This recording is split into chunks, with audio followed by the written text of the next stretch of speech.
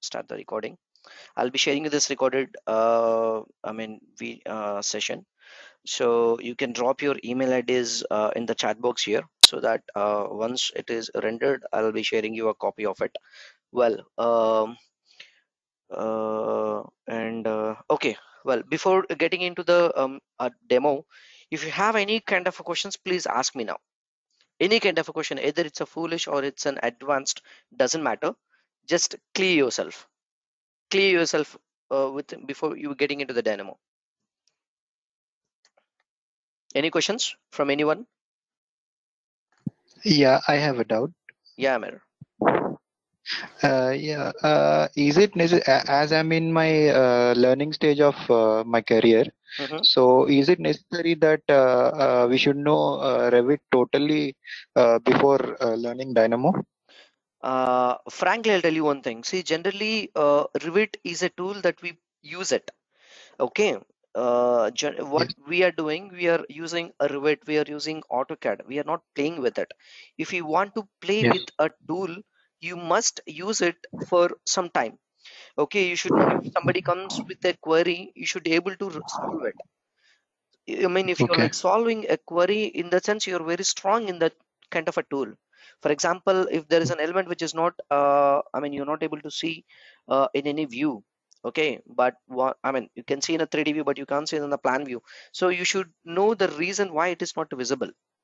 Okay, if you're like zero in doing that, that won't, it won't fit for you. At least you'd have a minimum 1 year or 1.5 year experience to understand this dynamo. Okay, so Okay. dynamo Okay. is not a tool, actually it is a process. Like how we have a process called BIM, Then. likewise we have, for programmers, they do have a platform called API. Okay, so Yes. where we are introducing API concepts into the BIM, we are integrating BIM with the API. Okay, so two different platforms are collaborating, and the person who is in between, standing between, he can able to play with Revit and he can able to play with the API also. Okay, well, what is the API? I'll explain you today. Okay, well, Okay. so how many years of experience do you have in Revit, frankly? 1.5 year.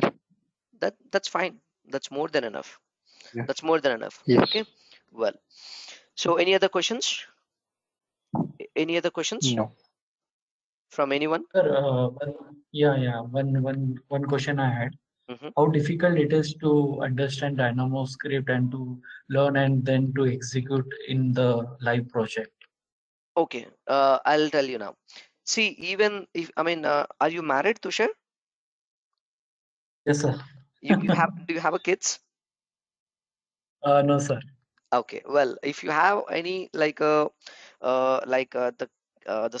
kid who like studying sixth standard, okay, studying sixth standard, if you both can join the sessions, the dynamo sessions, okay, so both will be able to understand very easily. Even your kid will be more faster than understanding this, because this is not a coding platform.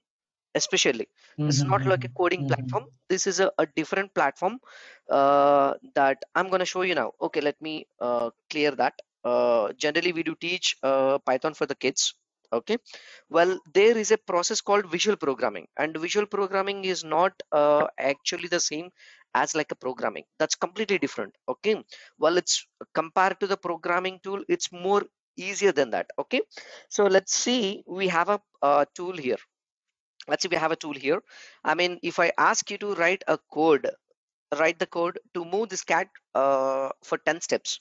So as you don't have any proper you don't have any like coding experience before, then it'll take a long time, and you have to Google how to move object from xyz point 0 comma 0 to 10 comma 100 comma 0 comma 0. So you have to do this kind of an R&D yourself, correct? But for when it comes to a basic case where no programming required, let's say I have a generally consider this as a dynamo interface. Consider this as a dynamo interface. Okay, well, this is exactly the same. We have a node library, so where we can find some sort of a nodes to fulfill our tasks. okay, to achieve, I mean, for example, if you want to assign values from an Excel file to the Revit elements. So how do you do that? Okay, so where you will be finding some sort of a nodes in the Dynamo library. So this is called a node library. Okay, node generally in this Okay. application also we called as a nodes. Okay, well, this is a workspace and this is a watch, I mean preview. Okay, well, so when I drag into this, so my script is ready. I haven't coded anything. I haven't coded anything. So when I click on this, the cat is moving for like 10 steps. Why 10 steps? Because the data which the user is going to feed. So where you are playing here, entering the data. So the Dynamo is a visual programming tool. It's not a programming tool. It's a visual programming tool that user has to define the data. The user has to define the data. Rest of the instructions, I mean like the functions which are already built within the application already. Okay, you understand? So you are not going to write any kind of a code. Somebody has already written a ready-made scripts for you, and you should know how to use it. That's it. In a simple and a clean way. Okay, if I say no, if I say like 50 steps, when I click on this, it will move 50 steps now. Okay, well, what do we do? I mean, I want to turn this cat for 15 degrees again. So when I click on this, when I keep clicking on this, so which is turning 15 degrees.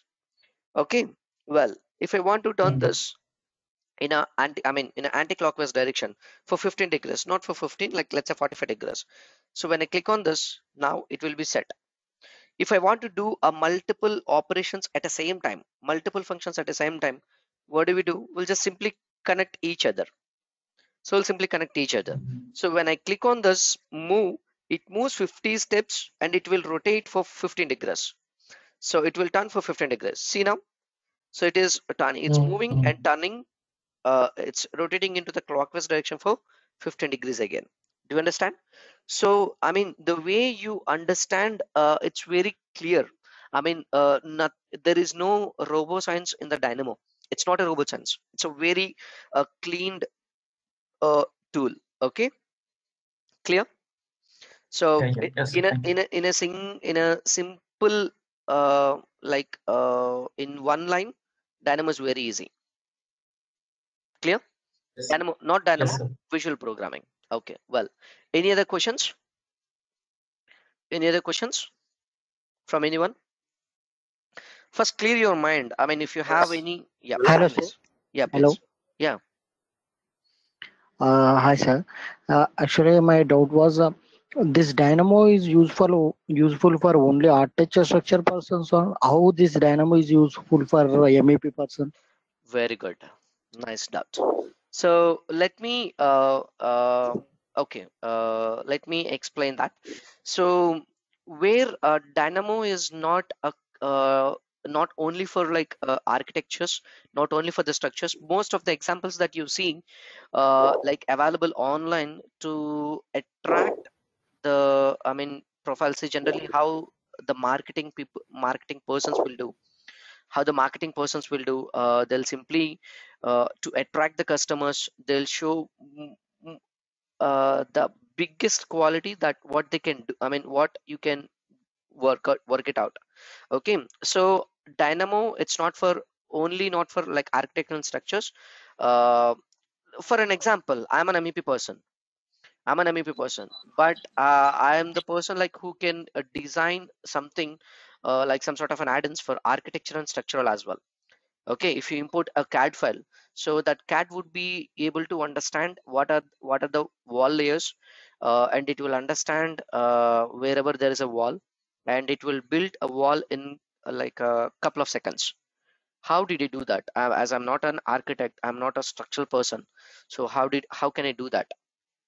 Hmm? That's because of like Dynamo, not only for the Dynamo.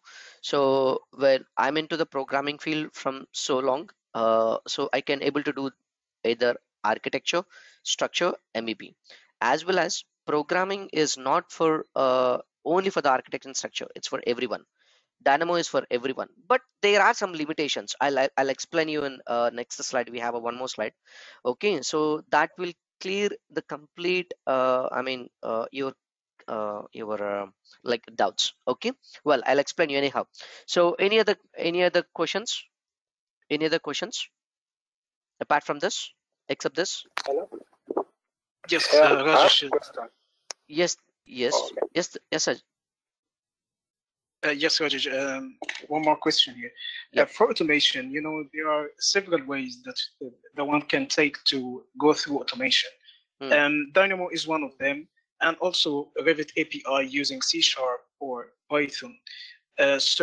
How do you see the steps that the one should take to start and gradually increase his knowledge and reach a professional level? Hmm.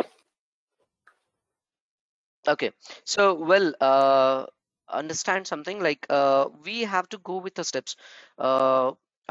Without clearing, without knowing ABCDs, ABCD, alphabets, can you clear the IELTS program? No, right? No, No, right? of course. Well, so likewise, first of all, if you want to enter into the advanced, you have to first, first you have to crawl, then you have to stand, then you have to walk, then run, then you can do whatever you can do. Correct? Then you can fly or whatever. So the initial step here, like crawling, is like a with the help of a like a dynamo. Okay, so once you start crawling, doing some sort of a, you're reaching some destinations, but very slowly, okay, so you're reaching your destination by crawling. So that's what the dynamo here, where still frankly I'm telling you, there are some limitations in the dynamo. I'm telling for everyone. So there are some limitations in the dynamo. So if you're not, we are utilizing someone's scripts. Somebody has already created some sort of a scripts, and we are utilizing it. If you are looking for some sort of a script that that's not available in the market, then how do you do that? You're looking for a node to achieve your output. Okay, you want to place some like wherever there is a wall corners, you have to place some elbows, so you have to place some covings. So what do you do that? You're looking for some sort of a node and it is not available, then how do you do that? You would be able to write your own code. That is called where the IronPython helps you, so initial stage, if you are new to the programming and you don't know like how to write the code and all, how do you write the code and everything, then uh, the visual programming will help you, the dynamo will help you to write the code and everything. Okay, when if you're, you can create some sort of a nodes, you can play with some sort of a scripts. Okay, you're into the intermediate level. Then if you want to jump into the advanced level, then you have to go with the IronPython course. It's not like a general Python, it is application Python, like how the application has been designed, and you can see the structure of it. Okay, so that is what called application Python.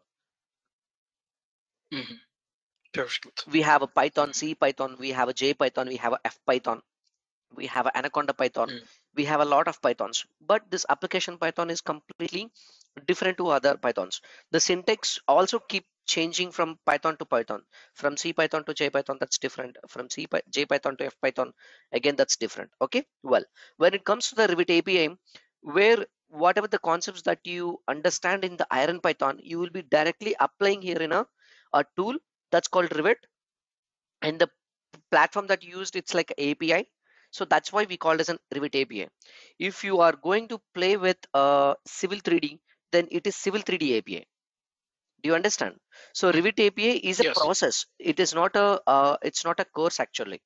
It's not a course. We are going to play with a Revit with the help of a API. So that's why we call it as a Revit API, where you will be learning. See, in a short line I mentioned here, can't find a node. If you can't able to find a node, then you can code here. Okay, learn Python language and come to me. So this is, some basic Python it is required. So in this module we will be teaching you initially some sort of a Python. Okay, up to some extent, not completely. Okay, well, what is required? So we will be teaching you the Python first, then IronPython, then we will teach you the Revit API. Okay, I'm not easy like Python. You can play with me even Python cannot. You understand? So where there is a limitation again in the Dynamo, for example, if you can do some sort of a workflows up to like 60%, based on my experience, I can do some sort of a workflows. I can create my own workflows up to 60%. So rest of the 40% I can't do. I mean, if I want to break that barrier, okay, if I want to enter into the 80%, then I would prefer this Iron Python, where I can write my own code, where I can create some sort of things in Iron Python. Well, when it comes to the Revit API, you can do whatever you can't. I mean, whatever you can, whatever you can. Even there is no such a option. Even you can add that option. It's called add-in. Okay, clear? So Yes.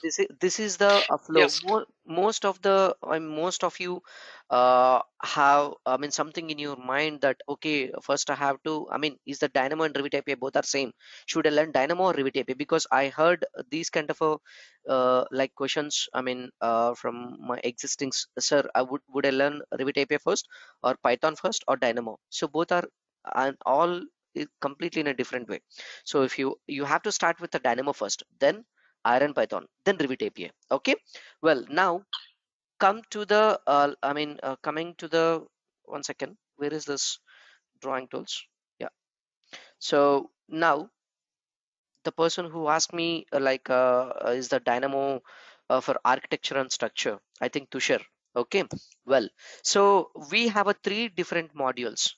Generally, if you want to expert, I mean, if you want to be expert in Dynamo, you have to follow a pitch that, that you doesn't know. Okay. Well, so we have a Revit tool. If I ask you, is it Revit for architecture and structure? Is it Revit for only for the MEP? For me, yes, for MEP. For MEP, correct. Okay, so you cannot design anything architecture or structure in Revit.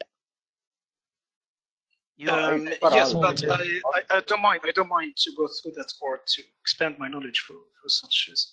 Okay. Well, see. Yeah, please. Yeah, Ajat, tell me. No, it's okay. Keep going.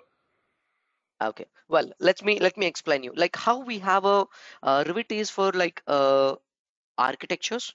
I mean architects, and Revit is for like structural persons, and Revit is for like mechanical and electrical and plumbing and firefighting for everyone. So it's like a collaborative tool. Even the programming also, it's a collaborative tool. I mean, it's not a tool, it's a process. So which will be for architects and structure and MEP. Okay. Well, but what is the way for architects and structure? I don't know like how many of you are like from architecture background and how many are from like structure background. Okay. For architects and structure, it is a 30 days training program. It's a 30 days training program. Why? I'll let you know later. Okay. So for for Revit architecture, Revit structure, Revit MEP, there are some common topics that we called as an essentials. Correct? So that we called as an essentials, like creating work sets, like creating parameters, playing with importing CAD and linking CAD, and linking with the Revit, and getting that, playing with that coordinates. So these are like essentials. Correct. So how we have an essentials for Revit, like we have an essentials for Dynamo as well. Okay. Well, but when it comes to the R program, so what we are going to teach is for MEP persons. For MEP persons, these essentials are more than enough. For MEP persons, these essentials, what I'm going to teach in this training program is more than enough. Okay. Well, in this Dynamo, like I'm going to introduce I'm gonna like how do I say that, I'm gonna introduce a new programming language that's called design scripting. I'm gonna teach the design scripting as well. So that is the end of the program, the Dynamo. So you will not be able to learn any kind of additional topics. Like we have a 10 key concepts in the Dynamo. So that 10 key concepts, we not called as an essentials. It will take you to the advanced level of the Dynamo training program. Okay. Well, This is for the MEP. Now coming to the architectural structural, mostly you will be creating some sort of a geometries. You'll be creating some sort of a geometries where MEP person will not play with any geometrical objects, where they'll placing some elements based on the CAD file. So if you have a, if there is a CAD file which is linked into the Revit, then the Dynamo has to understand where is the actual, midpoint of the lighting fixture, and that point it has to place a lighting fixture on the ceilings. So up to this extent, I'll teach the MEP where they are completely playing with the data and elements. Okay, this we called as an essentials. They don't need to play with a geometrical object. They don't create like solids. They don't create any kind of an objects. Okay, but when it comes to the architecture and structure, you have to do. You have to do. Okay, well, the architecture and structure in the sense again, if you're not creating complex geometries, even this is fine for you. This is fine for you. If you are creating some conceptual geometries, like let me show you that. Hmm,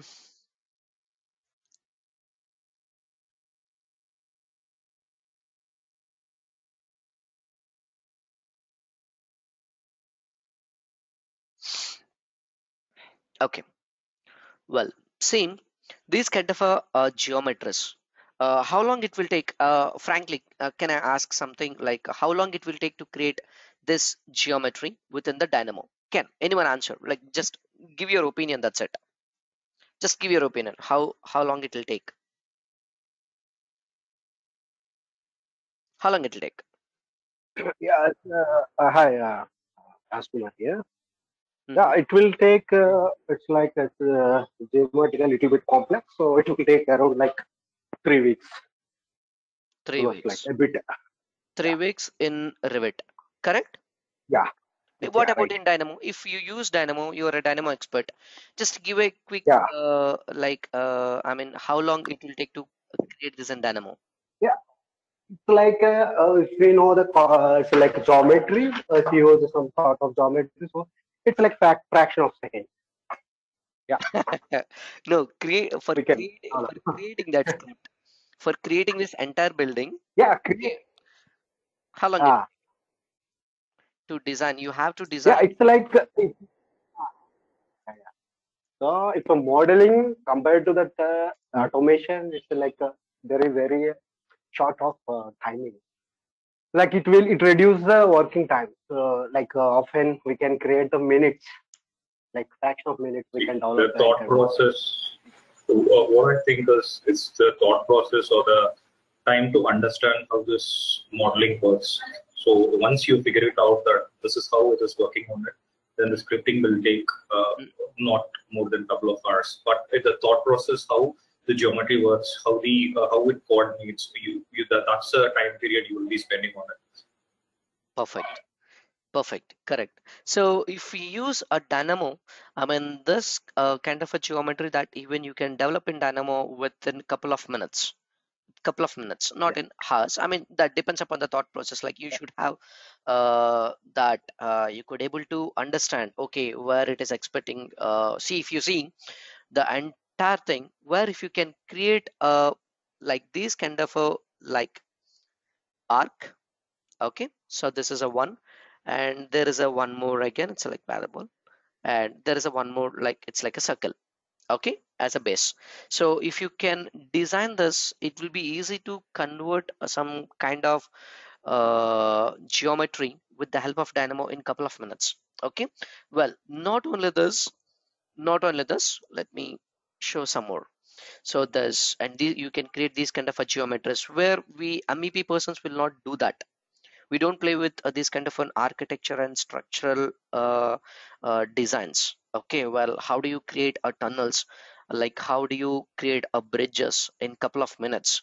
So where to create this solid, okay, to create this pipe, it will take some 10 seconds to create this a flow which is like a bridge supports. So it will take like 10 minutes, and this railing will take for 10 more minutes. So the entire process will take like 30 minutes or like 45 minutes or 1 hour. that depends upon as what Raj Pillai said. It's like thought process. I mean, you should able to understand. You should able to visualize it. You could visualize it. Okay, this is what the next program. This is what the next thing. What we have to do. Okay, so if you have a proper design idea, what you're going to do, then it depends upon it. Okay, well, these kind of a structures can. I mean, if you want to be done these kind of a structures, then you have to go with the additional training program that is called dynamo geometry. So where the dynamo geometry comes for architecture and structures. Okay, well, for the next program is like it's advanced. It's like a third module. We have a 3 modules generally at Bimera. So the entire we called as a bundle. It's like a arc programming or like a BIM. I mean like a BIM developer course. So it's like a BIM developer where we teach you the essentials. I mean for the MEP perspective and the architecture perspective and the Iron Python and Revit API. I mean it's like a combo.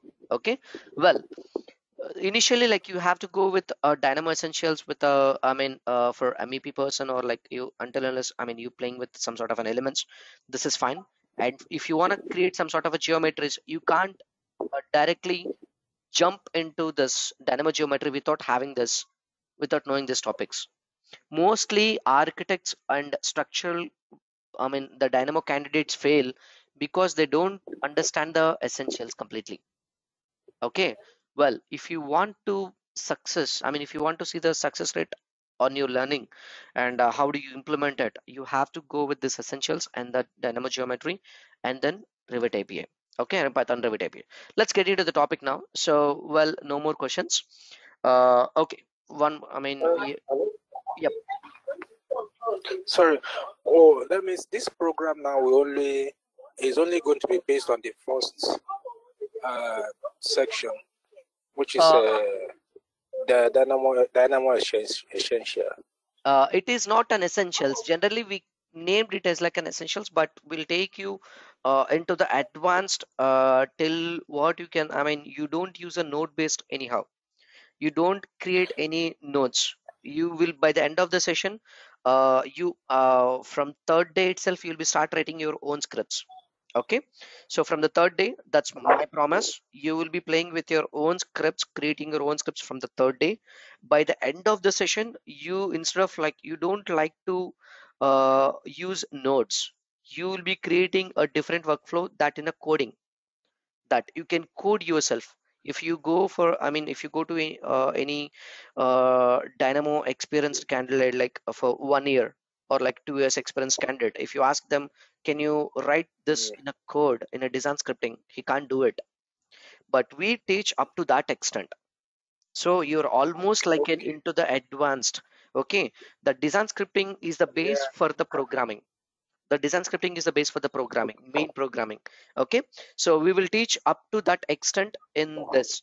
Even though if you're an architecture and structure and you do not create any kind of a geometries, then this is fine for you, trust me. Okay, if you want to learn. Okay, go ahead. Because the reason why I'm asking is I'm a civil engineer.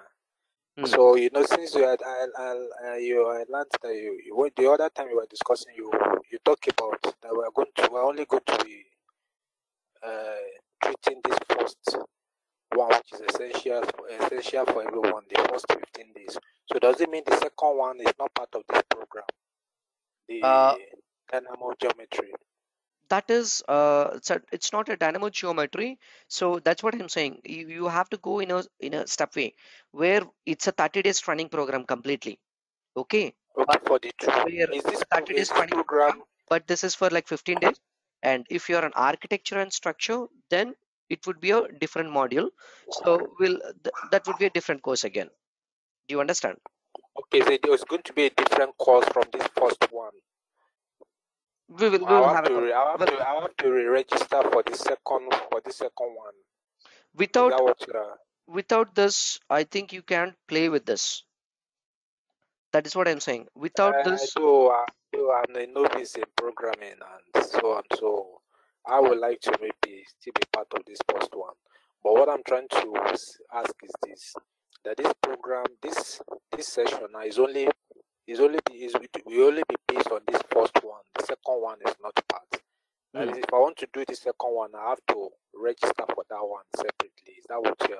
Exactly. That's what I want to know. Exactly. Okay. Exactly. Okay. Okay. Well, so let's get into the topic, like what is the dynamo and how do you play with the dynamo, and I mean how it works, so everything. Okay, well, let's get into the topic. It's already 30 minutes. Okay, where this is a dynamo interface, we have in a manage and visual programming panel in the dynamo, where we have a dynamo player as well, where it is for the dynamo player is for the persons those who doesn't know the dynamo. Okay, well, if you create your workflows for a company or for yourself, and you don't want to disturb that, I mean nobody wants to disturb in your organization, so you have to give a proper instructions to use this script with the some sort of an instructions within the dynamo player. So that's a different picture again. So where I click on new, where we see this is called a node library, where we can find a number of nodes, the number of nodes. For example, if I want to isolate some elements, so how do I do that? For example, I have an element here, so I have some element here, whatever I want to play with this element. How do I do that? First of all, I need to get access with that element, for that element. Okay, so what I do, I want to get access, I want to play with this element. Could you please allow me to play with this element? So how do I do that? So I want to select that model, so select model element. So where we have a node called select model element. Okay, instead of doing here, I'll do it here, select model element. So I want to select the model element, so I would be prefer this. It is showing that, do you want me to select the element? Yes. When I click on this, so the Revit itself, like if you see now, let's see now, this is in active status. So whenever I use select model element, when I click on this select, everything will be grayed out. See now, the Revit has been grayed out now. So now I have an access to select any element. So when I click on this, it is showing it's like a 746575, which is an element ID. So if you want to cross check, so when I select this, go to the manage and click on IDs of selection, it will be showing like 746575, that is an element ID. So that's what I got here. Okay, so where I have an element here, how do I get that information? How do I read the entire information in a programmer's perspective view? As you're I mean like Revit expert. Okay, as I can feel that you're a Revit expert, like you have a 10 years of experience or like 5 years of experience. How do you play with this? So mostly when I select this element, I can see a limited parameters. I can see limited parameters. Why I'm saying limited? Can I see the element ID in a properties palette anywhere? Can I see the element ID? Can I see the element ID of this element of any element in the properties palette? Not shown automatically. But a programmer can see that. No, never. But a programmer can see that. Can I see the location information of this element in like properties palette? No, right? No. But a programmer can see that. How they can see that? So if I have a direct access, let's imagine like if I have a direct access that I can change the entire Revit interface. So where there is a Revit logo, I have to put my face over there, or else I have to put my company logo over there. So that's not a Revit tool now, it's a different tool. So where I can, I mean, wherever there is a wall icon, so somebody has to click on door, I'll show, I mean, I'll change the icon. I'll change the icon into a different icon. Whenever you click on the door, it will act like a wall. Whenever I click on the wall, it will place the door. So you're changing the actions. So if you have a direct access to change something, that is called a programming, a Revit programming. If you want to play with the Civil 3D, that's called Civil 3D programming. So how you can see that code behind an application? Okay, where we have a tool called Visual Studio. there is I mean a file which linked with which have set of actions. So there are set of actions, so that is called DLL file, Revit API.dll file, Revit API.dll file. Let me show you that quickly. So if I go to this like C drive and an Autodesk in Revit, where this is not an installation folder, let's for some sake, okay, so if I type Revit API.dll, so Revit API.dll, so this is the file, I mean this is the main file actually, Revit API.dll file. So that is why we called as a Revit API, Revit API. It is not a name of a thing, it's a source file. When I drag this DLL file into this Visual Studio, I can see everything that how the Revit has designed. You can simply clone another application also. Okay, that is what the Revit API DLL file. Okay, well, so where I can see that I have a tool installed in my PC. So when I click on Snoop current selection, so where I can see the complete parameters. These are the actual parameters that we have for every element.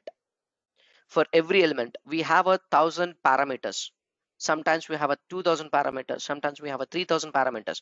But you can see only like in hundreds, like 50. I mean in tens or hundreds mostly, like 50 parameters. Let's check how many parameters would we have here. Okay, if I want to get parameters, so what I do, I have an element with me. I have an element. So there is a technique. So you have to type whatever, I mean, what is in your hand right now.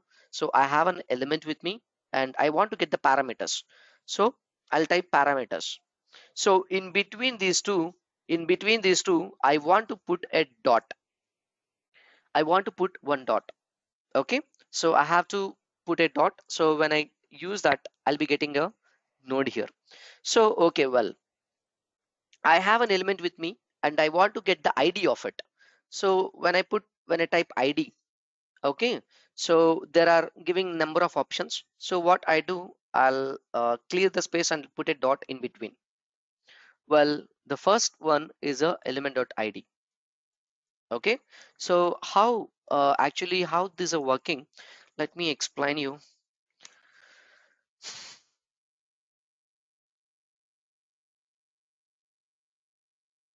We'll be using some sort of a mind mapping tools during a training. Okay, let me explain you. We have a, for example,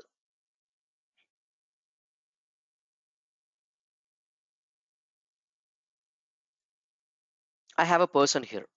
So I have a person. Let me stretch this thing from like person flat icon. Okay, well, I have a person here. Let's copy image.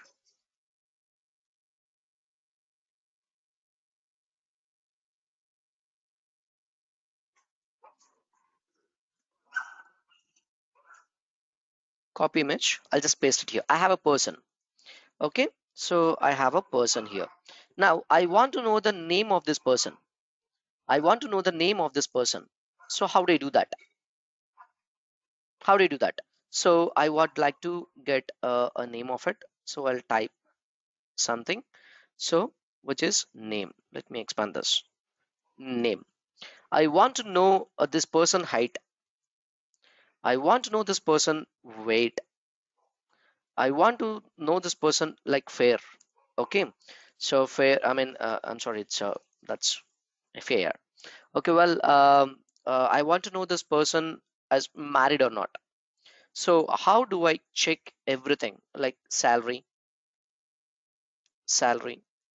or what? Okay, so how do you do that? We have a technique. What is the technique? That's the first step that I mean that's the first step that I'm explaining you. So what is that? What is in your hand? So generally we have a name, we have a process called dot notation. Dot notation. In this dot notation, the first object that you already have in your hand, what is in your hand right now, and put a dot next to it. Put a dot next to it. I mean, that is, let's say type here so that you can see clearly. Dot, and what are you expecting to see? What are you expecting to see? Let me drag this. So what are you expecting to see? Well, in this case, I have my object is like, what is in your hand? Here I have an element. Here I have an element. How do you know that is an element that is in your hand? I'll explain you that in a couple of minutes. Okay. Well, person, I have a person in my hand. I want to get the name of it. So what I do, person dot, put a dot next name. So for height, person dot height, person dot weight. Now tell me, if I want to know his salary, what would be the node name? Person dot salary. Person dot salary. Very good. Person dot salary. Fair. Person dot fair. Person dot fair. Fair. So this is the first concept that you do understand. That's called dot notation. Okay. Well, I want to know this person, not the person name. So I want to enter into his main profile. Okay. So person grandparent's name. Person grandparent name. In that case, what I do, like person, so I want to know his father. Person dot father dot name. Okay. Well, I want to know person's mother height. Person dot mother dot height. Well, I want to know person's kid weight. So person dot kid dot weight. Okay. So where there are number of dots, which is the process we called as a dot notation. So that is what we apply here. That's what we apply here. Okay. Where if you understand this dot notation concept, I mean, this is just a topic. It is not even like 5% of the entire I mean the dot notation concept. We have a lot in this. So this, I'm gonna give you a quick brief. I mean, I'm giving you the just quick brief, like how do you understand general nodes. Okay. Well, so I mean, element dot parameters, element dot par id. Okay. So element dot id, if I want to get the name of it, element dot name. Well, if I want to get the location information, then element dot location. Okay. So element dot location. Well, we have some other methods to get this. So when I connect this element to this, which is giving entire parameters, so total we have a 110 parameters of this element, which is giving 110 parameters of this element. So if you count these parameters, it would be 110. So 110 parameters. When I connect this element to this element dot id, which is giving you which is showing the same thing like 746575, that's an element id. So when I connect this, when I drag that here, and when I connect this element to this element dot name, it will give you that element name mdp3. So when I connect this element dot location, when I connect this to this, it will give you the entire information of the particular element. Okay. So if I use a watch node, well, I can see what is the point. So this is the location point, xyz point of it. Okay. Well, this is fine. We know like how the dynamo is working, but how it is working, we know this is the way the dynamo works, but how it is working, how the dynamo is extracting the information, from where the dynamo is extracting the information. Well, let me show you that. That is called that's from here itself. So this is a tool called Rivet Lookup. Okay, the tool name is called Rivet Lookup. Okay. Well, I have an element with me.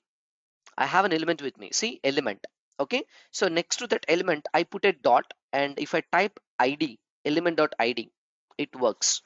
If I want to know the location of it, element, there is an element dot location. So where I can get the xyz point of, I mean xyz information over there. Okay. So these are the actual parameters we have for the for every element. The parameters that you see, like it's like 110, but actual parameters, like we have a lot. Let's see. Like parameters. So we have a element dot parameters. When I click on element dot parameters, it will show all the parameters here. It will display all the parameters here, and the value here itself as double. I mean, it's like double 5. Like what is this? Apparent load phase A, the value is like 51474. Apparent load phase A, it's like 51474.17. Only this is the value which is displaying over there. What about the rest of the parameters then? What about the rest of the values? It is saying that it's like a volt amperes. You will be getting that, okay, this display unit type, it's like a volt amperes. Okay, where now let me ask you a quick question. How many IDs would be there for one element? How many IDs would be there for one element? Anyone? One. Only one. Only Everyone. I'm expecting an answer from everyone. How many? yeah, Yes, one one, only one. Sure? One only. Sure? One for element ID as element ID, One, and one. the other one is GUID. Okay, that is a GUID. Okay. Element ID, right? Element ID. It's an element ID. Okay, well, shall I prove you are wrong? Shall I prove that you are wrong? We have 4 different IDs for every element. 4 different IDs. Okay, let me let's get answer from you itself. How many of you play with Navisworks? Navisworks. I do. Everyone. Okay. Have you ever faced that when you're trying to copy a element ID from the Navisworks, and when you paste it in like Revit, you will not be able to get that element. Instead of that, the properties palette would be completely grayed out. Have you ever faced this? I hope everyone. Yes, exactly. Everyone. How come in the Navisworks itself, which is giving you a different element ID for one element? How come? Huh? How come? So where in the Navisworks itself, like you are getting a different element ID for a same element. Okay, if when you change the selection resolution to the first object or to the last object, you will be getting the actual element ID of that particular element. Well, so let me show you that how it works generally. So where is this element coming from? If you understand the Revit hierarchy, if you understand Revit hierarchy, okay, every element that is coming from, these are the elements that we see, and for every element that has an element ID. For suppose this element ID is like 1000101. So this element ID it's 100102, and this is like 100103. Okay, where there is another ID. Where is this instance coming from? This is coming from a different type. This is coming from a different type. We have a columns. So the column is a category here. The column is a category here. So within the category, we have a number of families. We have a rectangular columns, we have a round columns, we have a different kind of a columns. Forget about it. Okay. So inside the rectangular columns, we do separate with the different types again. So we change the dimensions of it. So we have a 600 mm. So where in the family, in the sense, it changes the shape, where there is a difference in the shape actually. So if there is any change in the shape, that's a different family again. So the same shape will continue, but with the different dimensions. So that we called as a generally types, correct? We will be changing some sort of a width parameters, height parameters, or like a depth parameter. So we'll be keep changing those. Okay. So these are types. Well, when it comes to the round column, again, like we have a 450 round column, we have a 300 round columns. So where we have a 2 different types. Okay, well, coming to the topic, this type having its own ID. So that would be like 10010 something. This having like 10009 something. Okay, this having like 10008, 10007. So this would be like, again, where is it coming from? 10000, and this is like 9999. So these are different element IDs. these are different element IDs for, for element it is an ID, for type there is an ID, for category there is an ID, for family there is an ID, for category there is an ID. Let me show you. I'm not I'm not misleading this. Let me show you. Let me select the click on Snoop current selection where there is the element that I selected here. So this is the ID of the element like 746575. Okay, so let me copy this, use in a notepad. So this is an element ID, okay. Well, where is this element coming from? From a particular type. I want to get that ID of it. So when I click on this, where I can see the ID here, that is 619617. Is it? Okay, I have a one more ID for the same element. Well, where is this type coming from? From which family it is coming from? So okay, there is a family here. When I click on this, where there is a ID, family ID. So copy and I'll paste it here. Where is this family coming from? It's coming from a different category. So family category. When I click on this, it is saying electrical equipment, and this is an ID of it. Well, so where I can see, where is it category coming from? No, where there is an end. That's how the Revit has designed. So you can see the number of parameters here, where you can see the number of parameters here. Even if you want to get the elements location, entire particular type of an elements location, you will get it in a type ID.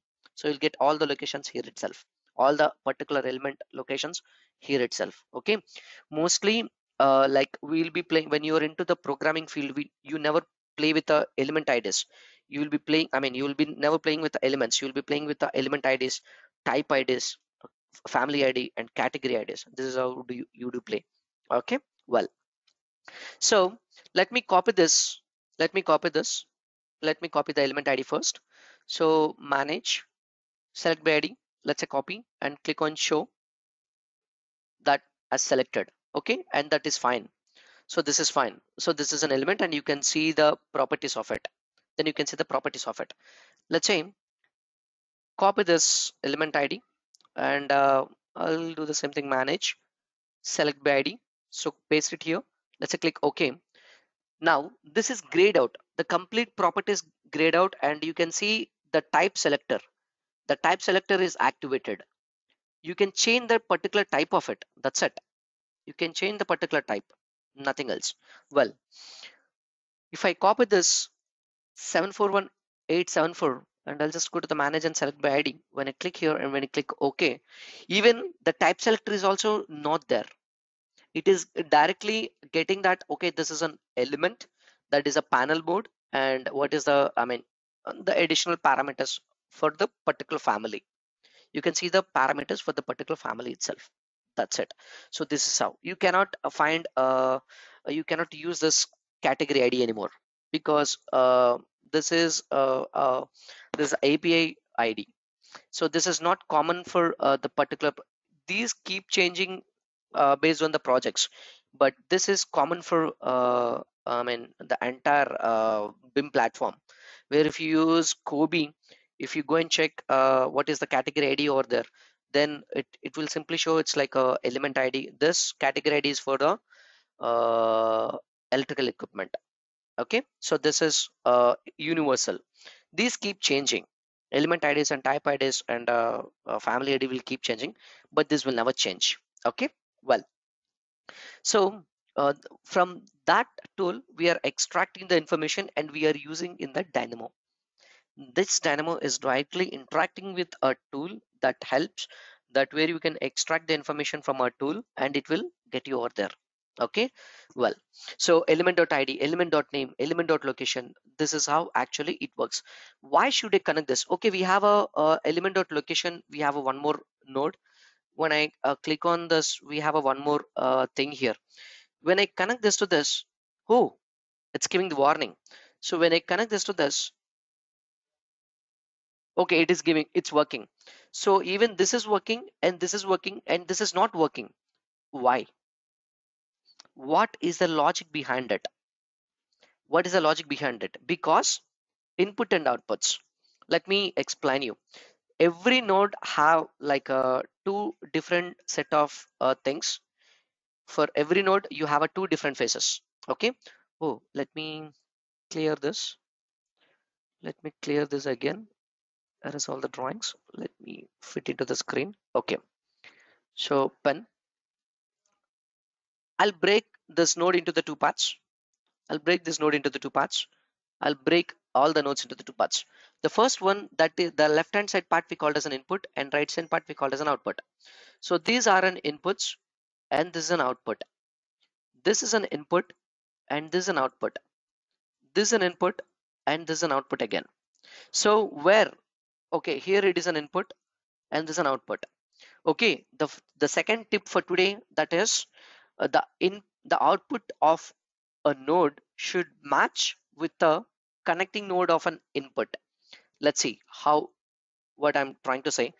Where I'm getting element as an output, this is the input is an input, so I can simply connect this to this. Where I have an element as an input and output as an element, so I can simply connect this to this. This is output is an element and input is an element. Output is an element, input is an element. Output is an element and input is a link element, so it fails here. Output is an element and input is an element, so it works. So when this is how actually it works. For example, let me show you one more example.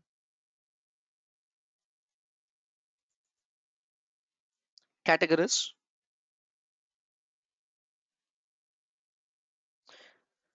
All elements of particular category. All elements. I'm gonna give you a category. So I'm gonna connect one category. So get all the elements from the particular category. That is what I'm gonna say now. So I'll just go with the electrical equipment. I'll just go with the electrical equipment. Okay. So I would like to see how many elements were there. Electrical equipments. I have 29. Let's check whether it's right or not. So I'll just go to the when I select BX. So instead of wasting our time, so where I have a one element, let me turn off all the categories. Electrical equipment.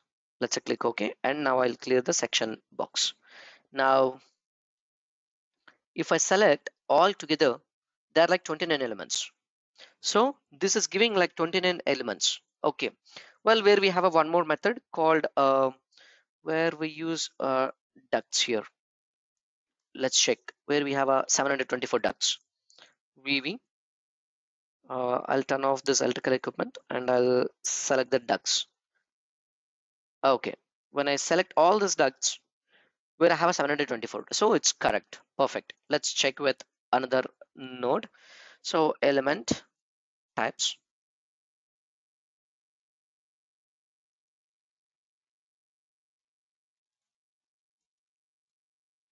All elements of type. Okay, so where what I'm doing here, here also I'll just go with the duct itself. So duct, when I connect this to this, I'll be getting like 724 elements. Okay, very good. So I have a 724 elements. That is fine. Here the output is, well, this works fine and this works fine and this works fine and this works fine.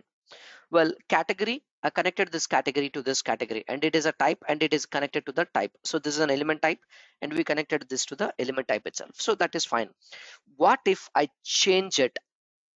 What if I change the sequence? I'll connect this to this and I'll connect this to this. These four are like a successful nodes. It brings the actual output, but you don't know like what to be connected in a sequence.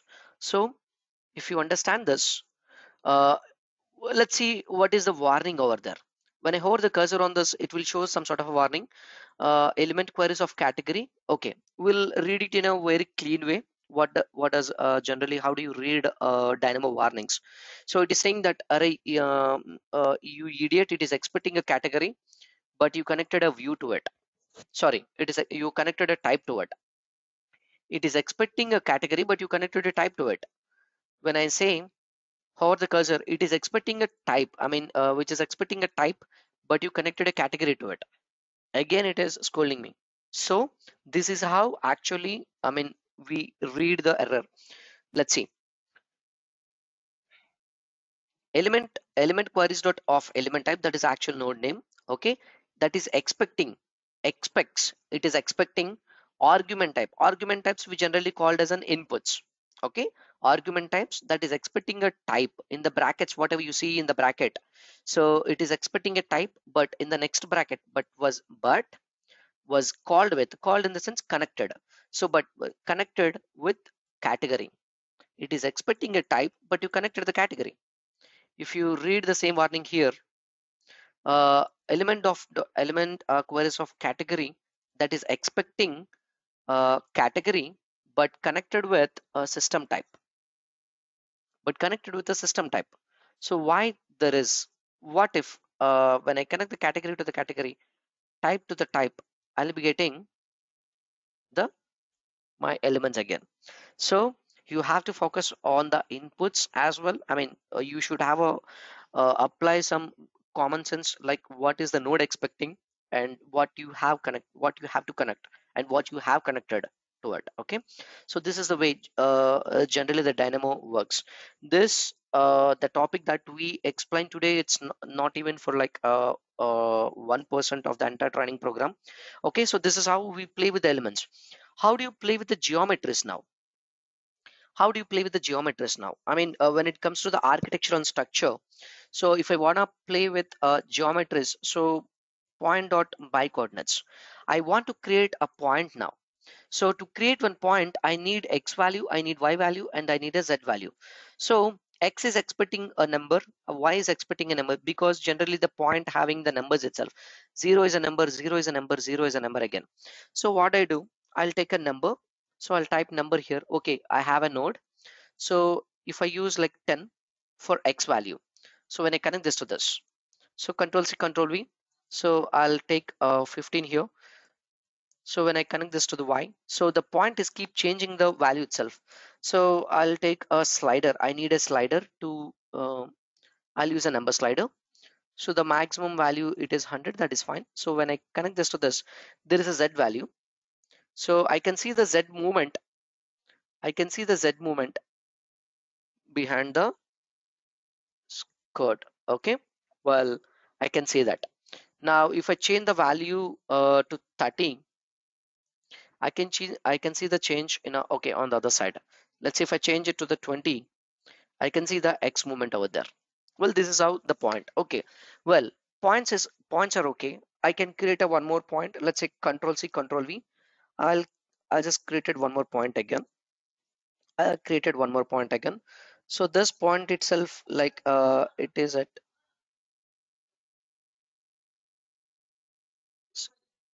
this is like 0 to 30.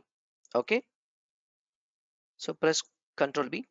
Just give me a second, huh? Just give me a second. I have a,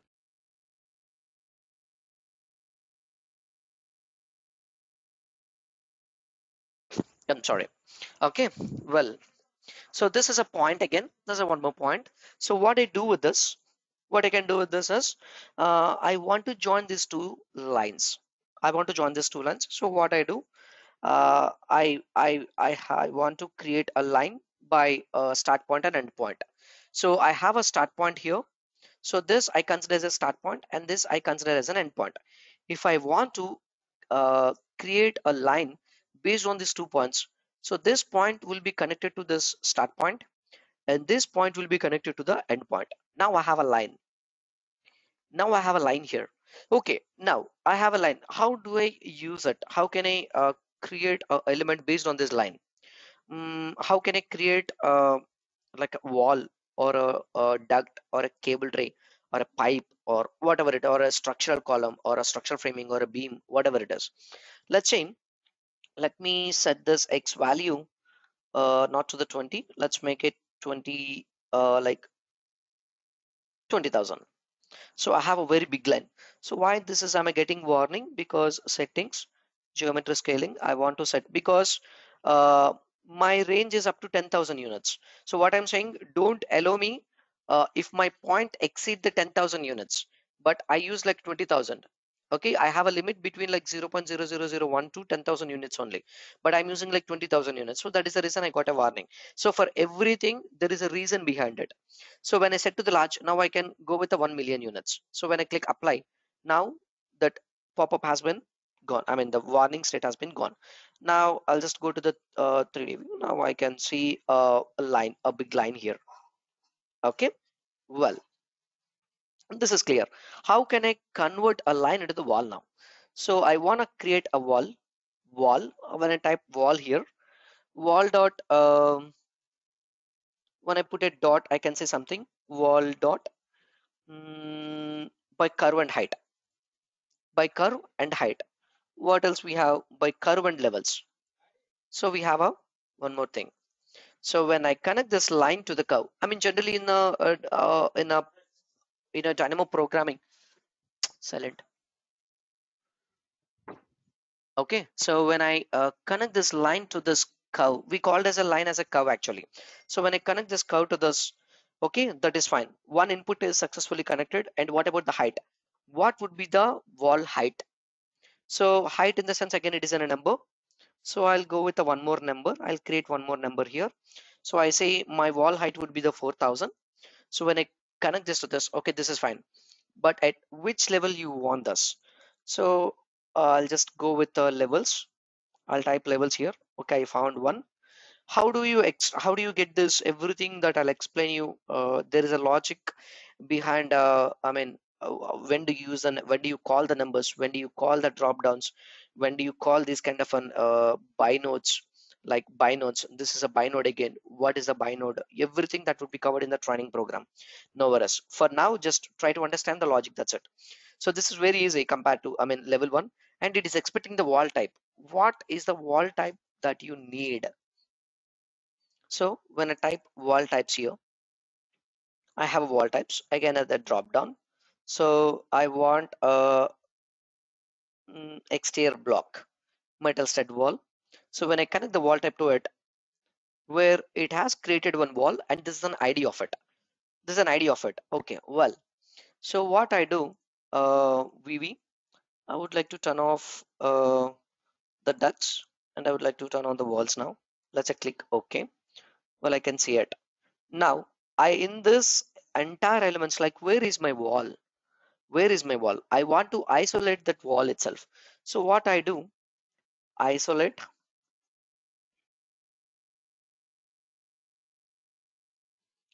in view. Okay, so isolate elements temporarily. Let's say that is fine.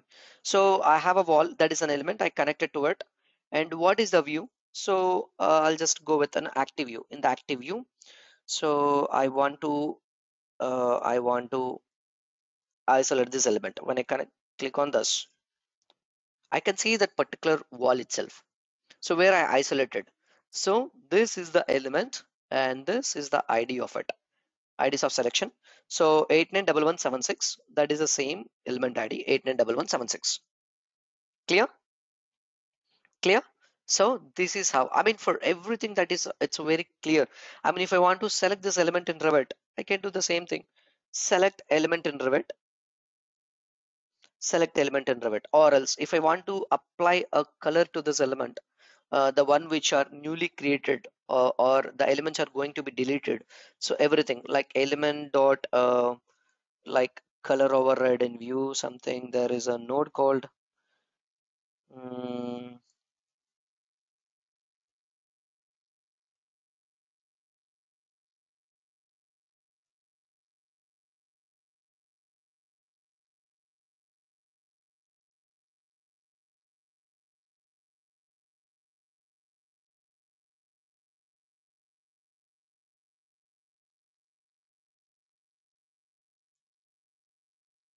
override color in view.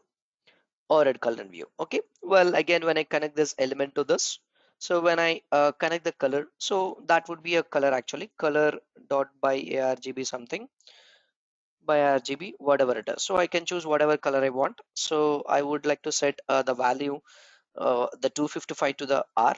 Now I can see that element that which is in a red color. So when I change this to the fine mode and when I set this discipline to the coordination, now I can see that element that is in a red color. So and out of, I no need to isolate the elements even. I no need to use the elements that are isolated.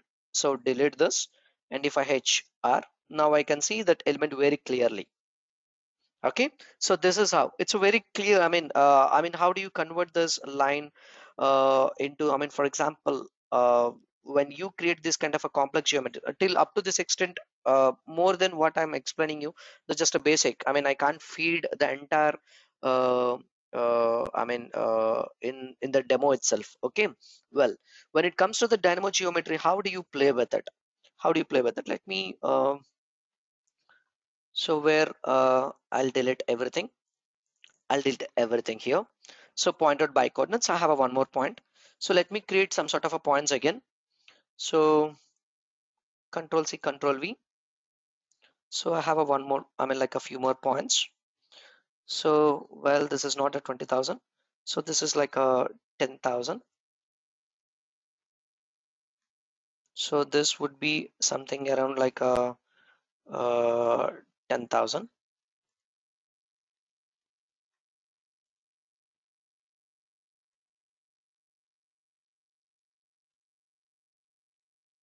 Where I have a number of points here. Let me set this Y value. Keep that same. I'll set this value to the 10,000. Now have a 4 points. Where is this point actually? I think, do you have any other nodes here?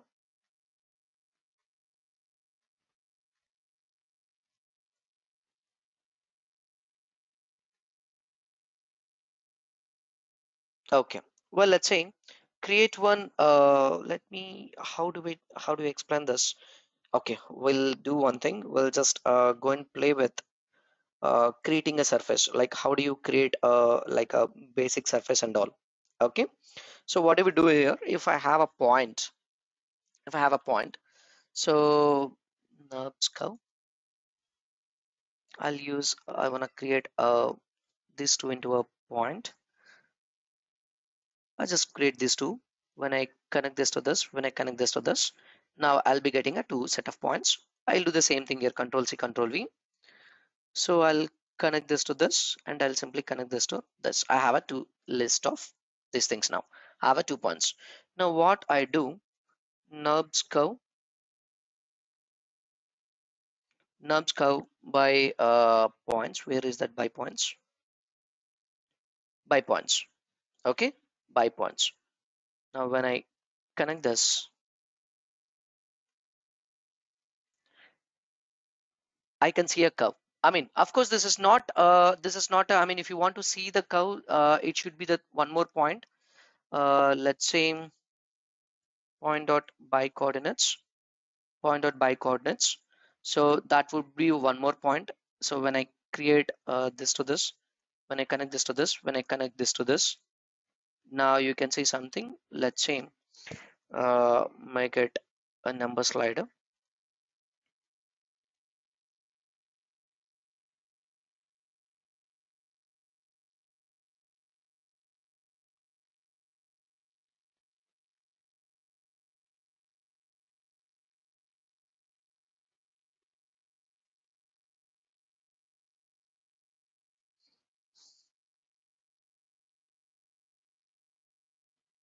So where it's like which is showing some sort of a curve. If I go with 100, I can see. If I go with 1000, I can see a different curve. Let's say I think the points which I choose, and they're wrong actually. Let me create basic points, or else I can do something. I can do one more thing. Let me select this point, and I would like to move this point somewhere.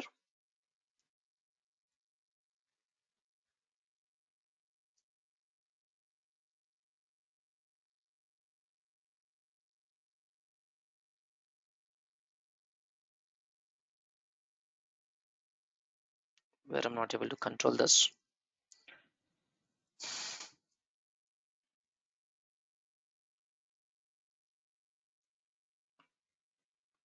let me clear let me create some points itself. Like I'll change the points. Okay, for for this first one, I'll go with this something number. It's like 1088 or something, whatever. And the Z value, I don't think so. We don't need the Z value here. We don't need the value here. And for the second, I'll just go with 400 something and 75 or something. And this, make this 400.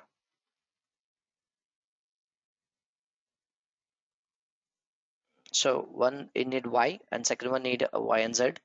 And we'll just go with a number slider. Again, we'll go with a number. Control C, Control V. I'll just play with, go with a 75. Whatever. So let's say connect this to this. I have a one more point. So this point would be, I'll just make it blank. Okay. List dot create.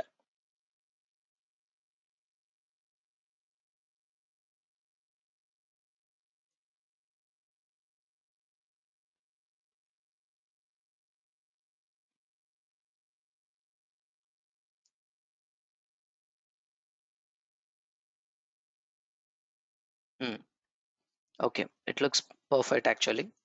Let me delete the rest of the points now. So nubs curve dot by points. When I connect this to this, I can see a curve here. I can see the curve. I can see some sort of a curve. Okay, well, this is fine actually. Well, let me let me create a one more curve. Okay.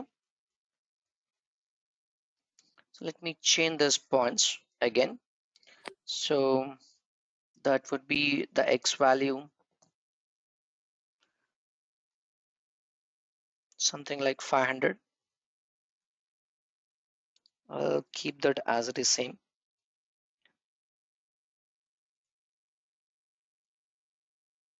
I'll just create one point which is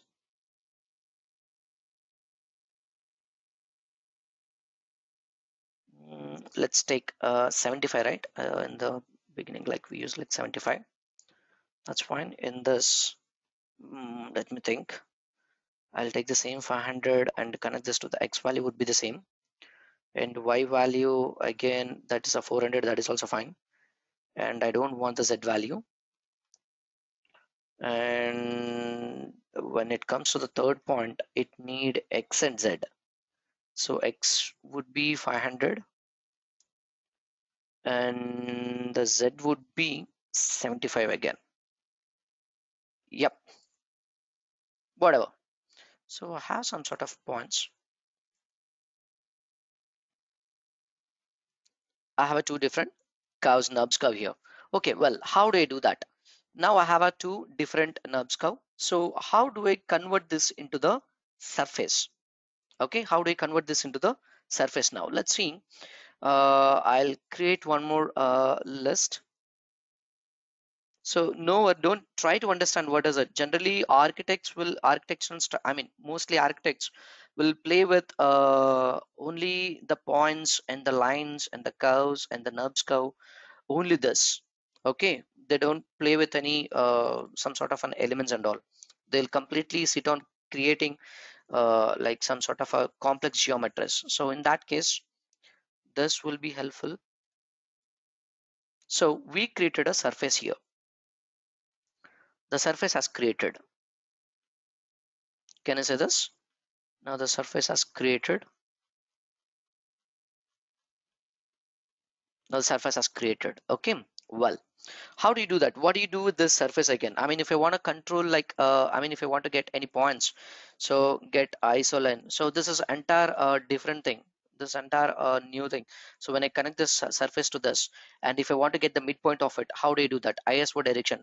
So what do you mean by ISO direction again? So again, I would like to call a number. So number, if I call it with a 0, you can see some lines over there. let's say when I select all this and hide all geometry preview, okay, and parameter, if I change it to the 1, you can't see the line. I mean, let me show you the parameter, which is at 0.5. So when I change the parameter, so now can you see the line out there? Can you see there is a line in the mid of it, correct? Yes. Okay, well, if I Yeah. change the direction of the ISO, where I can see that is in a horizontal now. Earlier, I mean, previous one, that's an ISO direction in Y direction, and now that is in a X direction. If I copy the same thing and create one more, and if I change this to the 0, now I can see one more line. How do you split the surface into the equal parts? How do you split the surface into the equal parts? So how do you do that? For that, you have to understand the ranges. So what do you mean by ranges? For example, if I want to create a number of 10 numbers, so how do you do that? In a list like 1, 2, 3, 4, so 5, 6. So I have to do this and it will give you a list of numbers. So I don't want to do that. I can't. I mean, if I have 1,000 numbers, should I keep sit on writing everything? No, all the numbers. No, I'll write like 0 double dot 1 with 0.01. So when I connect this to this, it will be giving you the number of lines. Let me reduce the count.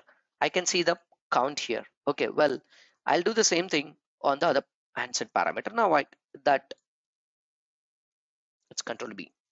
Now I can see that my surface has like split it into the number of parts. You understand? Now how do I get this? I mean, now I have a curves. Now I have a curves. I mean, how do I extrude these curves actually?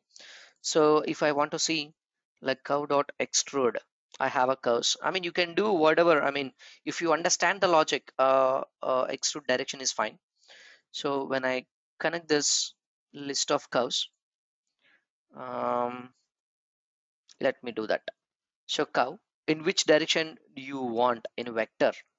So in vector dot z axis.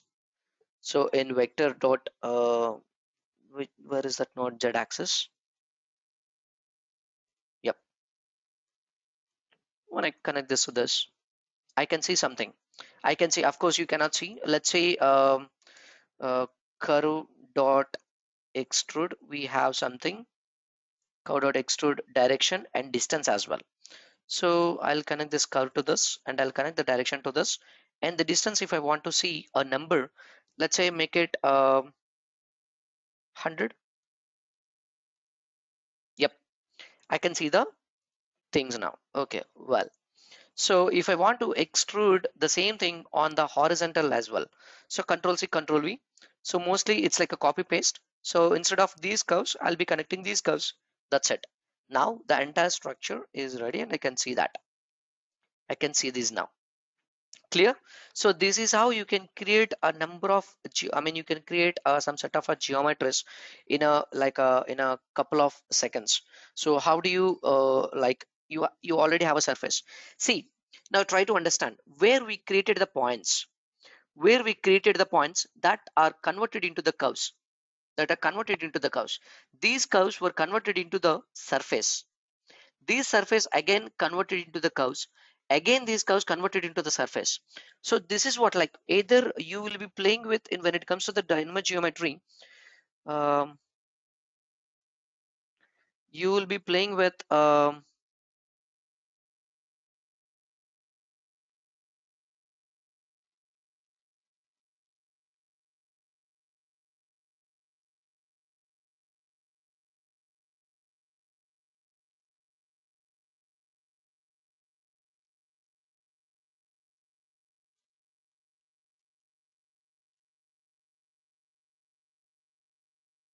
okay, so where you will be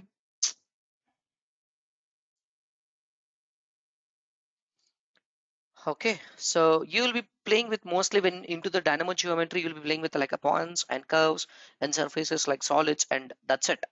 Nothing else in dynamo geometry. If you understand the dynamo essentials, I mean, if you're very good in dynamo geometry but you're pure in essentials, you can't do anything. You have to understand the logic. There are a lot actually. How do we convert this lines? How do we convert these lines? For example, if I change this lacing to shortest, I can see only one line there itself. I can see only one line. What about the rest of the lines? I want, where are the lines that I see here? But why it is only one line there? When I select this, when I change this lacing to the shortest, now you can see the perimeters. That's it. Now you can see the only the perimeters. What about the rest of the lines? Why they are not converting into the solids, where we see that solids, where I can see the curve, the surfaces. So where are those? Where if I don't play this surface dot get isol and change the lacing to the shortest again, no lines are there. When I change this lacing to the shortest, you can't see the lines. You can get the perimeters. Why? When you're playing with 100 elements, sometimes the output will show you only for the 10 elements. What about the rest of the 90 elements? Are they hidden? No, they were active, but still you can't see, you can't able to see it. Okay, you have 10 elements, but as a result it will show you like 100 elements. How come the rest of the 90 elements were appeared? They're duplicates. So instead of like one element which is showing 10 times, so how do you ignore it? There are a lot of things that you have to learn in the entire training program. Okay, well, let me explain you what are the topics that we generally covered. We have only 1 more minute. So let me explain what are the topics that we cover during this training program. Okay, well, the introduction, what do you mean by Dynamo, and what is a visual programming, how many visual programming tools that we have. So today I shown you only one, that's like a Scratch. That is a block based programming. Like we have a flow based programming. So flow based visual programming, what is that, and how does the Dynamo work, and what do you mean by data, and what is a data structure, and how many types we do have. Generally, only there is a one Dynamo, but we have a 4 different dynamos. One is a Dynamo, and one is a Dynamo, Dynamo Revit, Dynamo Core, Dynamo Sandbox, and Dynamo Studio. So what are all this? Where, on which platform that you supposed to work? If you are very experienced and you are in a manager level, that which Dynamo you supposed to use. So everything. Okay, how do you install that? Well, interface. I will not leave even single pinpoint during the training time. You can frankly ask me, sir, you missed this topic. Why did you miss that? Till now, no students ask me, sir, that you missed a topic. I never miss a topic. In fact, like I'll gonna explain you the generative design concepts as well, like some sort of a generative design, how it works, how the generative design work, how do you convert a node into the custom nodes. How do you create your own custom nodes? Everything. So interface, like packages. Why I'm highlighting this package search? These are very key concepts. These are a very important concept, like what is a dot notation? Again, it's a key concept. And how do you understand the node states? What are the execution types? Okay, so how do you use it? Scripting integration. How do you play with the system families? You have a two different kind of a scripting. When you're playing with the system families, you have to write in a different way. When you're playing with the loadable families, you have to write that in a different way again. So there are a lot while playing with this Dynamo. Okay, there are a lot to understand. Okay, everything that will be covered during this training program. So computational thinking, retrieving the data, mostly manipulating the data, organizing data, creating data, problem solving, and user interface, how it works, how it looks like. Okay, well, the general data types, this is the main actually data types. If you understand the data types, you can play almost like 20% of the entire entire scripting. Okay, syntaxes, these are very important. Okay, and managing the data, list management and filtering and sorting, grouping, filtering, lot. Graphic standards, look, graph standards in the sense like how do you maintain some proper standards before you if you're doing some sort of freelancing, creating some Dynamo scripts to a client, then how do you maintain it? Like how do you make it private? Like how do you maintain it? I'll explain you everything, like how do you create a definitions that others can do, others can't do it. Okay, the design scripting. Oof. Actually, design scripting is a very it is into the advanced concept, but we will be teaching that in a part of the essentials. Okay, because if I add this design scripting into the advanced concept, the duration, that 30 days would be become like 35 days. So that is we are introducing. I mean, most of the users like ask me, students ask me like, sir, I want to learn this design scripting, so you missed it, could you please take us special sessions for it? So I used to explain again and again for the students again. Okay, so that is the reason I decided to add this design scripting into this training program. So these are the 10 key concepts. If you want to expert in the Dynamo, you must have to be good in these 10 key concepts. You must have to be good in these 10 key concepts. That I'll each and every concept will kill 1.5 hour to 2 hours. 1.5 hour to 2 hours. Okay, for that sake, generally, if you, I mean, most of you seen that there are some sort of a training programs. There are some sort of a training programs that learn Dynamo in 3 hours. Not possible at all. I'll teach one key concept in 1.5 hour to 2 hours. Then how come, I mean, like a person can teach everything in 3 hours? It's not possible at all. In fact, as I'm saying, it's like a 30 hours, but sometimes it went to 40 hours as well. Okay, because like if you're poor in understanding, if you are a 10 in a batch, like you are poor in understanding, my main focus is you. If you're not able to understand, I'll give a second example. If you not understand the second example, I'll give you the third example. Till you understand, I'll keep giving you the examples. This is how my training would be. If you gone through my feedbacks, okay, like Dynamo, I'm sorry, like BIM so testimonials, where I mean, I'm keep asking the existing students to give the feedback. So these are the feedback that, I mean, I have trained managers, architects, I mean, MEP persons, the coordinators, assistant BIM managers.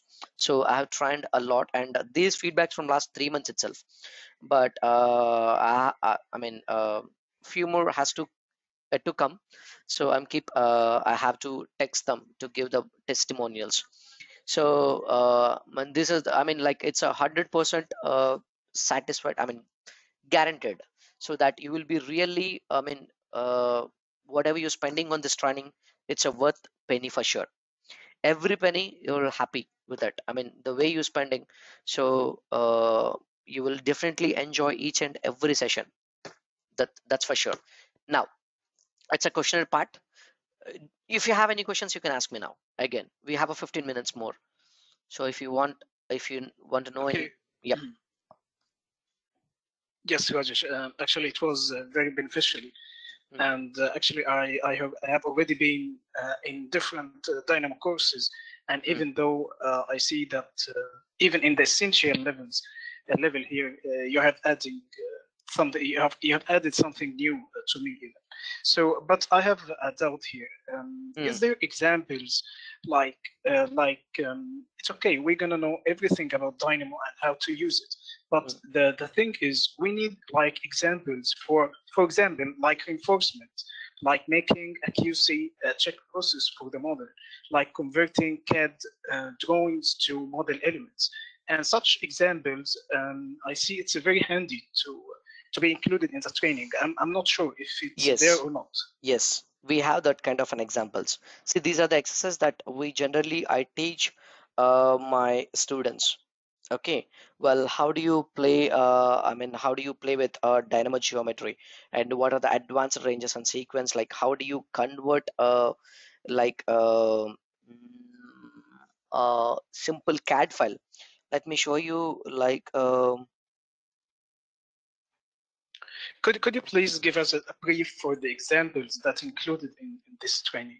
Don't expect that examples, a lot of examples. I mean, I'm not here to teach you the scripts that are already existed in YouTube videos, because see, frankly, I'm telling you, I'll be a straightforward person. See, my intention is to make yourself creating your own scripts. You have to create your own scripts. To create your own scripts, how do you do that? you can go with a YouTube video and you can watch it and you can do it. But ultimately, if there is something went wrong in that code, most of the, I'll tell you, there is a failure rate watching the YouTube videos and doing the same, exactly cloning the same thing. 80% there is a failure rate. It's been published in a Dynamo forum itself. So most of the persons, what they do, they'll follow the external sources and they'll exactly clone it. Somewhere if they can't find a node, they'll stop it over there. They'll try with another script. Again, they'll fail finding a node again. For example, let me show you. For example, if I ask Google, Revit Navisworks clash report, Revit Navisworks, okay, Dynamo. I'm sorry to interrupt you again, Rajesh. Rajesh, but sorry, like some things, thing like creating sleeves in our model, it's a very important process. So that I'll teach you. Such things. Yeah, that I'll teach you. For every concept, I have an example. I'll give you 2-3 examples for every concept until unless you understand, until you satisfy.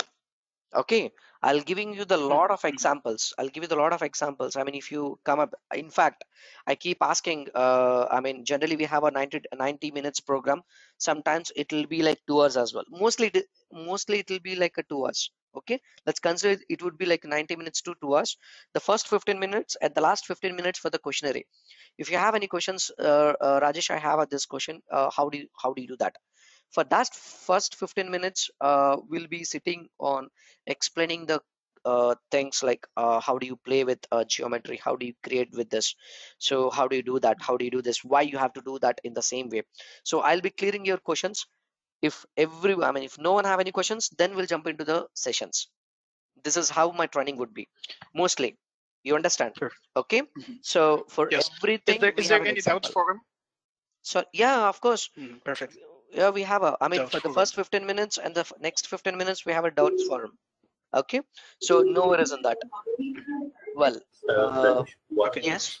One small question. Yeah. Will you be also guiding us in terms of the existing Dynamo scripts? Like there is something called generative design, which is already there. Those scripts. Will you also be guiding us in that aspect? Yeah, sure. We'll guide you. See, generally, I'll tell you one thing. I mean, if you are good in Dynamo, Raj Pillai, if you're good in Dynamo and if you want to play with, I mean, if you want to join instantly into the advanced training program, I'll never suggest you. Because you must having some cooling time to get a good hands-on on new things. I mean, the one what you have learned, you have to play with it first of all, right? So for that you need a cooling time. So that is the reason, I generally ask my students to wait for some time. So wait for some time and do this, then come in. If you're confident on learning the advanced topics, there would be an assessment again. So they have to clear that assessment, and then only I can allow them to learn the advanced topics. Even if you ask me, can I join Revit API directly, you would have an assessment again. So there would be 30 minutes assessment. It's a live assessment. I'll judge whether you'll be comfortable or not, because this is a prestige issue. So, well, when it comes to the company thing, I'll never compromise on the training. And till now, whoever the students have joined, they never skipped it. They never went out from the training program, because the way we teach, it's like a spoon feeding, especially spoon feeding in the sense like opening banana, putting mouth. Okay, this is how it would be. So we will be giving you the examples for, I mean, if you come up with, sir, I have gone through with some sort of a article on Google, so can you explain this? Yep, I'll explain you that. I'll do that. Okay, I'll explain you like what is in, what is out, and everything. So I mean, in fact, I'm very don't treat me as like a trainer, like treat me as your brother, or treat me as your like a colleague, or you can call me like very friendly as well. Okay, so more ultimately, I need the student satisfaction. That's it. Clear? So I mean, just coming to the topic, so where we have a lot of examples here, where we have a lot of examples. So generally what do you do? I mean, you will be exactly trying to clone this script, and where you can't find some sort of a node, open in image in new tab, where you can't find this node. So what do? You'll completely ignore the script and you will find a new script, this one. Again, you will not able to find the script and you will left this. Why you have to like use someone's scripts? Can't you create your own? That is our training program. Okay, well, if you want to do that, I'll suggest you. I can't generally. I don't teach you. Not I can't. I don't teach the existing training, existing scripts, because it is killing our time. So in that case, the entire the training program would be extended, and the others would be like disturbed again. Okay, of course it is useful for everyone. I'll teach for sure. Okay, so what is, I mean, up to what extent that I can teach you? So for example, in Dynamo itself, like I want to get that elements. I don't want to use the node. I want to use the node in the code block itself. I want to get the parameters. So I'll type elm dot parameters. Okay, when I connect this to this, I'll be getting the parameters list here. Okay, I don't want to get the values of it. I want to see only the parameter names dot name. This is the one. So the values has been ignored. Now I want to check whether do you have any area parameter.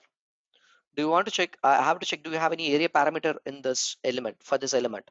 So I would like to check where there is an area parameter or not. Area parameter. So it will print, yep, true value. There is an area parameter. Okay. So what if, like I'll be checking that area parameter. If there is an area, then print that area value. Okay. So elm dot parameters dot value, element dot parameters dot value. If not, print null. So what it will happen, it will, if there is any area parameter, if there is an area parameter, you can see the value itself directly, 1.20. Okay, fine, I want to see only that parameter value. Why I have to see the all the null values? How do I clear that? Okay, well, so where there is a method again, dscore dot list dot clean. So this is called a design scripting. So up to this extent, I'll be teaching you like creating. You never use this. See, this is the how, like you'll be getting the value. So if I want to get which I select an element, I'll select one element here. I have a wall. So the wall area is like 124 like square meter or something, whatever. So when I select this, I want to get the top offset. I want to get the top offset level. So what I do, I'll type top offset. That's it. Now I'll be getting the value. It's like a minus 300. It won't show any the rest of items, the values and all. How do you write this entire thing in one code block? If I want to write this without a design scripting, that would be again a different, I mean, you have to create 1 2 3 5 nodes, 5 nodes. So element dot get parameter value by name. So this is how, like, get parameter value by name. Let's say get parameter value by name. When I connect this to this, it's a first node, it's a second node. So parameter name itself, like it's a top offset. So I'll just copy this entire thing, I'll paste it here. When I connect this to this, I'll be getting the parameter name, and this is the value of it. And if I want to get, I mean, if I want to filter something, then I have to use something else. So how do you clean it? So that's a different thing again. So element dot parameters. Okay, well, that's a different story again. Well, do you have any other questions? So up to this extent, I'll take you up to this extent. You can create. I mean, if you go for an interview, and if you perform something which others can't do, and if you did something, the same process, the same output that you achieve with the help of a design scripting, trust me, like you will be definitely into that position. Okay, well, Any other questions, please? That's perfect, Rajesh. I didn't see anyone educating or teaching such stuff, so that's very good. Yes. I mean, nowhere even frankly, there is no. I mean, I've been tried from a Denmark team, like 2.5 years ago on this design scripting and everything. The Python, which is the design scripting is especially for the Dynamo. You can't apply this knowledge anywhere else. That is the reason you cannot get a resource uh, anywhere in Google or anywhere else. Okay, well, this is especially we are teaching to our students. Okay, well, any other questions, or shall we leave? I hope you enjoy this demo. Something you learned. I hope I mean I made you every Sir, minute. one small question. Yes. Sorry. Yeah, no problem. Sir, like once we learn this course, 1 month course, okay, and after that we need to practice on everyday basis, because sometimes in company what it happens, they don't give the tasks which are being performed on Dynamo, or they don't give a time to do it on Dynamo, rather to go and do it in Revit model only and do the modeling and complete the task. I'll tell you one And thing. they don't give the time. Yeah. I'll tell you one thing to share. Even my company didn't allow me when I was working for Atkins. No, before that, yeah, when I was working for Atkins, I'm very aware on this. I learned the Python programming. I learned like I'm learning C# that time. So like I used to. I mean, I have a task that placing some elements. Okay, at some given locations. I mean that locations will be marked by the engineer. I have to place over there. Okay, well, so I used to play with some sort of a programming and place that elements at that points with the help of a Dynamo, and it would be finished, and it's already finished, but still I cannot I didn't submit that on time. If I see that the product, the work will consume like 4 hours. If I finish it in 1 hour, still I'll submit that after 4 hours only. Do you understand? This is how I used to do, and the rest of the 3 hours, that is for my sake, for my, if you want to grow bigger, upskilling, no one will come and give you the chances, the opportunities. You have to create these opportunities. You understand? If something went wrong in the program, if something went wrong in the model, so again, it'll take long time. It'll take long time. But if you're very confident, so just give me 5 minutes. I'll do it and I'll come up with a new plan. If you are very confident, where the Dynamo supports you. Do you understand? So where something in a middle of a discussions, like something found by the manager that you did wrong, so that no, I already changed it. Within the meeting itself, like if you want to change it, it'll take a long time. But with the help of these kind of things, you can change it quickly. Do you understand? So yes, sir, yes. Where this is where it helps you, like proving you. Okay, the opportunities till now, as I started my career as a CAD draftsman, if you see my entire career in my LinkedIn profile, where there is no downgrade in my career. Sometimes, like when I'm working as a like a BIM coordinator, somebody had offered me like a senior BIM coordinator with advanced things, but the salary is less. Still, I joined there because mostly I'll be focusing on the designations. So even I do prefer the same thing. If the designation that is which is making you more stronger than the salary, what you're earning, you earn 2 lakhs. If you're working as a BIM modeler, no use. Earn 1 lakh. Be as a manager in Indian. That brings you a good reputation. You understand? So where you'll be playing, you'll be knowing a lot into it. So this is how this is my success formula actually. Even within very short time, it's not like short time. Okay, so I've been realized it, and I'm in this position now. Okay, still as a director of a company, but still why I'm teaching. Uh, uh, Teaching is my passion. It's not my profession. Okay, it's my passion. So that is the reason. If you ask me something, if I don't know, I'll learn and I'll explain you. This is how actually. So I'm keep learning. If I'm still 60, I'm keep learning. If I'm 80, I'll keep learning. So learning makes you, I mean, gives you the good earning for sure. Okay. Where Yes, sir. this is what other thing. Okay. Well, and opportunities you have to create yourself. I mean, the companies will never give you the opportunity to do that, to do this. You have to spend your own time. You know, like I used to spend like 16, I mean 8 hours additionally. I used to sit for, I mean, when I'm before married, like I used to, now after marriage, I can't spend even 10 minutes also. Okay. So, like if you're, I mean, before married, like I used to spend like 4 to 8 hours in the office hours utilizing their time, where when that time I don't have enough, like local, I mean, I don't have personal PC. I used to do like I used to utilize the company's PC itself, like sitting and time and learning. So you have to, can't you satisfy? I mean, can't you sacrifice like 1 hour in your daytime? You can, right? Yes, Yeah, yes, sir. do that, do that, do that, do that. And I'll Yeah, help you out getting where do you get the best resources.